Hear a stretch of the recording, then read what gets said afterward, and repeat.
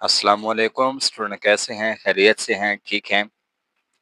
अच्छा स्टूडेंट, तो हमारे पास आज कुछ एमसीक्यूज हैं जो कि मैंने बनाई हैं। ठीक है, तो इसमें देख लें कि आप लोग किस तरह से इसको करेंगे। ठीक है स्टूडेंट, तो इसमें देखें हमारे पास यहाँ पर एमसीक्यूज है जी। ठीक है, हम इसको देखते हैं।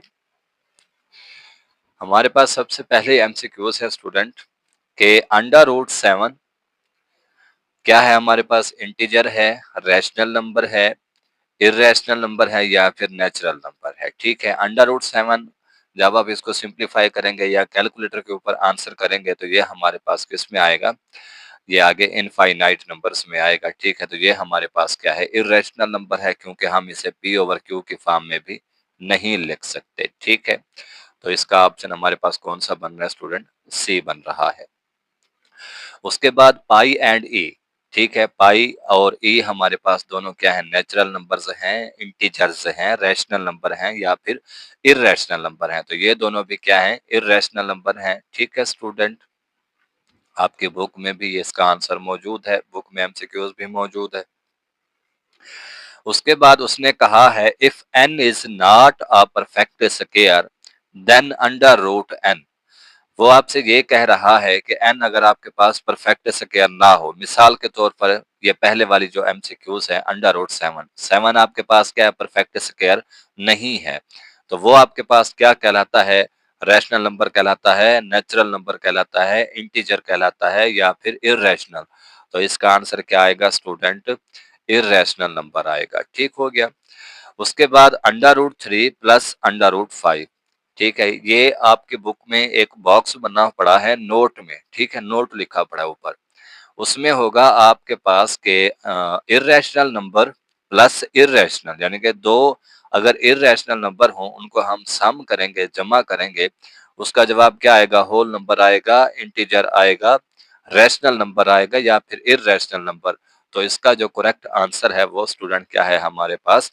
इर्रेशनल नंबर है जी। ठीक है, उसके बाद स्टूडेंट आपके पास ये एक एमसीक्यूज है, फॉर ऑल एक्स बिलोंग कर रहा है आर को, X is equal to X is called. ये आपके पास स्टूडेंट क्या कहलाती है? रिफ्लेक्सिव प्रॉपर्टी कहलाती है। ठीक है स्टूडेंट, ये आपके पास क्या कहलाती है? रिफ्लेक्सिव। ये प्रॉपर्टीज बुक्स में मौजूद है। उसके बाद है जी, let A B C belong करता है रियल नंबर को, ए बड़ा हो बी से और बी उससे बड़ा हो किससे? सी से, और ए बड़ा हो सी से, तो वो हमारे पास क्या कहलाती है स्टूडेंट? ट्रांजिटिव प्रॉपर्टी कहलाती है। ये एक प्रॉपर्टी का नाम है।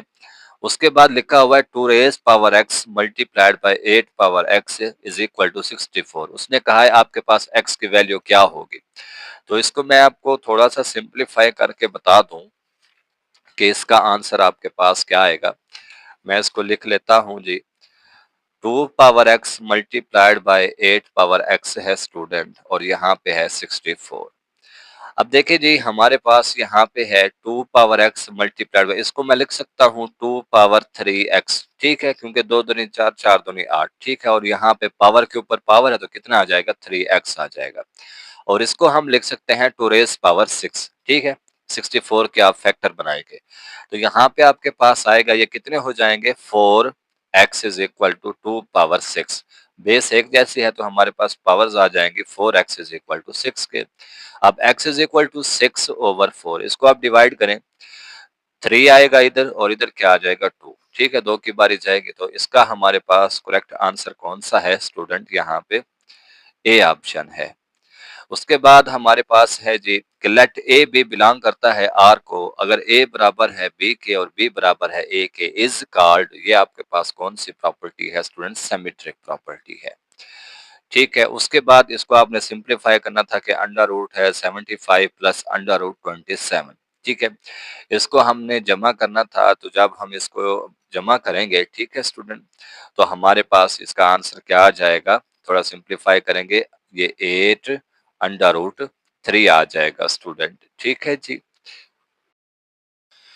अच्छा जी स्टूडेंट, तो आपके पास ये एमसीक्यूज बता रहा था मैं कि अंडर रूट 75 है प्लस अंडर रूट आपके पास 27 है। ठीक है, अब इसमें देखें कि हम इसको लिख सकते हैं 25 ठीक है, मल्टीप्लाइड बाय आपके पास आ जाता है कितना स्टूडेंट, सॉरी 3 आता है, ठीक है।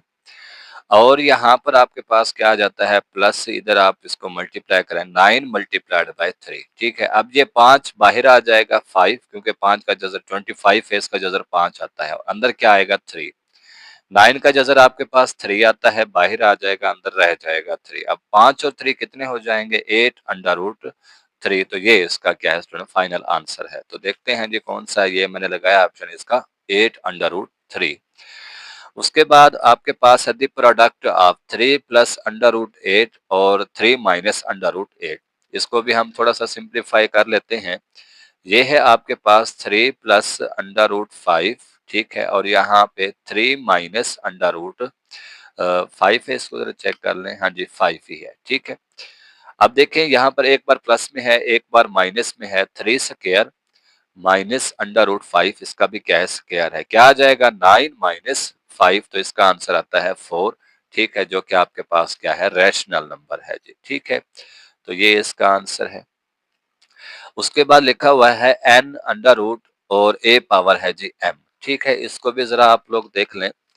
यहाँ पर ये लिखा हुआ है n अंडर रूट और ये आपके पास a m, ठीक है। अब देखिए स्टूडेंट, इसको हमारे पास क्या आएगा, nth अंडर रूट a और इसकी पावर को हम लिख सकते हैं m, ठीक है, और ये n है, इसको हम लिखते हैं a की पावर 1 ओवर n और यहाँ पे इसकी पावर है m, तो क्या आ जाएगा a power m over n आ जाएगा, ठीक है। तो ये आपके पास इसका ऑप्शन बन रहा है स्टूडेंट बी ऑप्शन है जी, ठीक हो गया स्टूडेंट। अब यहाँ पर देखिए स्टूडेंट, ये आपके पास 64 है, इसको भी जरा आप लोग देख लें, ठीक है, कि इसका आंसर क्या आता है। ये लिखा हुआ है 64, इसकी पावर है -4 ओवर 5 है, ठीक है। अब इसमें देखिए स्टूडेंट, सबसे पहले तो इसके माइनस को पॉजिटिव में चेंज करें, क्या आएगा 1 ओवर 64 और इसकी पावर है 4 ओवर 5 है, ठीक है। अब 64 के आपने क्या करने हैं स्टूडेंट, फैक्टर बनाने हैं जी, ठीक है। तो आपके पास क्या आएगा स्टूडेंट, 2 पावर है जी 6, ठीक हो गया स्टूडेंट। तो अब इसको हम लिखते हैं क्या, फिर है इसकी पावर 4 ओवर 5 है, ठीक है, ये इसका बटा है जी। अब इसमें देखें स्टूडेंट, हमारे पास यहाँ पे क्या आ जाएगा, यहाँ पर कि 4 ओवर 5 है। अब देखें इसके साथ मल्टीप्लाई करें तो हमारे पास यहाँ पे क्या आ जाएगा, 6 को 24 के साथ मल्टीप्लाई कराएं, ठीक है, तो ये आपके पास कितना आएगा स्टूडेंट, 4 6 24 आ जाएगा, ठीक हो गया। अच्छा जी स्टूडेंट, तो हमारे पास एमसीक्यूज है 64 और इसकी पावर है -4 ओवर 5। असल में यहाँ पर ये 5 नहीं आता, ठीक है ना, यहाँ पर आपके पास क्या आता है, 3 आता है, ठीक है। तो जब हम इसको सिंप्लीफाई करेंगे स्टूडेंट, तो इसको मैं कोई पेज उठा लूँ, ठीक है जी, तो उसमें हम देखते हैं कि किस तरह से यह सिंप्लीफाई होगा जी, ठीक है। अब देखें स्टूडेंट, हमारे पास यहाँ पर एक पेज है, मैं लिख लेता हूँ 64, फिर इसकी पावर है -4 ओवर 3, ठीक है। अब इसको तो पहले जमा में तब्दील करें 64 और फिर इसकी पावर आ जाएगी 4 ओवर 3 में, ठीक हो गया। अब देखें हमारे पास यहाँ पे क्या आ जाएगा स्टूडेंट, 64 के फैक्टर बनाए 1 ओवर, मैं इसको लिख सकता हूँ 2 पावर 6, इधर क्या आ जाएगा 4 ओवर 3, ठीक है। अब यहाँ पे ये कैंसल आउट होगा, 3 1 द 3, 3 2 द 6, ठीक है। 2 को 4 के साथ मल्टीप्लाई करें, 1 ओवर 2, इसकी पावर कितना आएगी 8, और ये आपके पास होता है 1 ओवर 256 होता है, ठीक है।